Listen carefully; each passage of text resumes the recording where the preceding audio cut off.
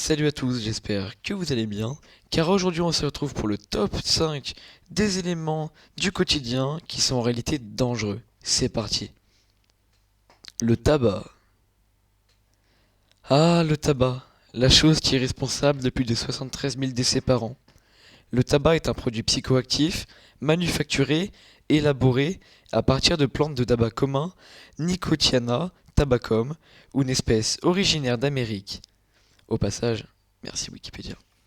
Le tabac peut occasionner des cancers, donc le plus connu, bien entendu, c'est celui du poumon, mais il peut aussi vous offrir le cancer de la gorge, de la bouche, des lèvres, du pancréas, des reins, de la vessie, de l'utérus, de l'œsophage.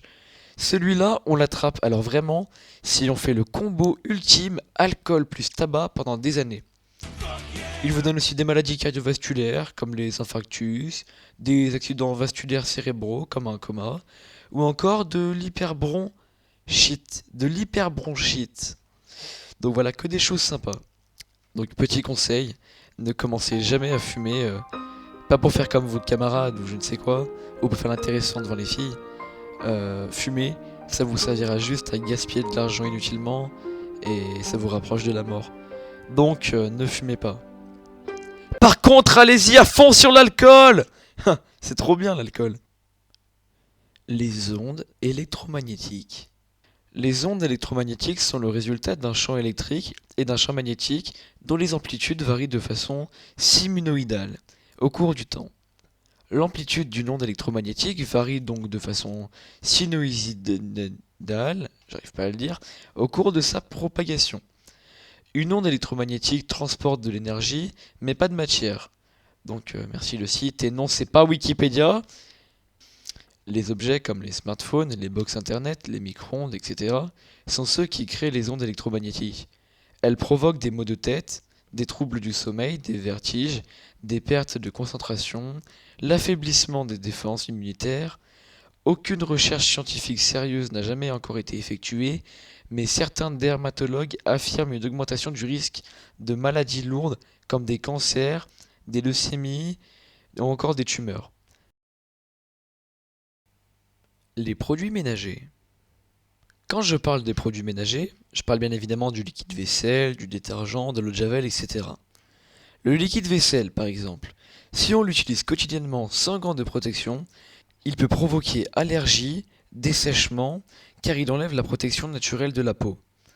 Le détergent, s'il est projeté dans l'œil ou sur la peau, provoque des brûlures immédiates. Avalé, il brûle la bouche, la gorge et le tube digestif. Sympa. Il n'y a pas que ces produits qui peuvent provoquer de tels dégâts sur notre corps. Il y en a tant d'autres. Mais pour résumer, ils provoquent brûlures, irritation des voies respiratoires, des yeux et des muqueuses. Quand vous utiliserez des produits ménagers, mettez des gants en plastique par exemple, et n'essayez pas de les avaler, bon ça me semble logique mais je le dis quand même, ou de faire autre chose avec si vous voyez ce que je veux dire. La cheminée. Eh oui, l'endroit par où passe le Père Noël pour nous apporter nos cadeaux est en fait quelque chose de dangereux pour nous. Bien sûr, je parle des vieilles cheminées.